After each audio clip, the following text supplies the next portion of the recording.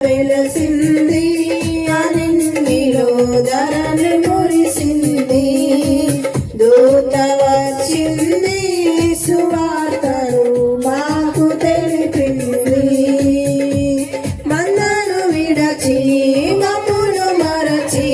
మేమంతా కలిసి వెళ్ళాములే ఆ ఊరిలో ఆ పాకలో స్తుతి గానాలు పాడాములే మందను విడచి మమ్మును మరచి మేమంతా కలిసి వెళ్ళాములే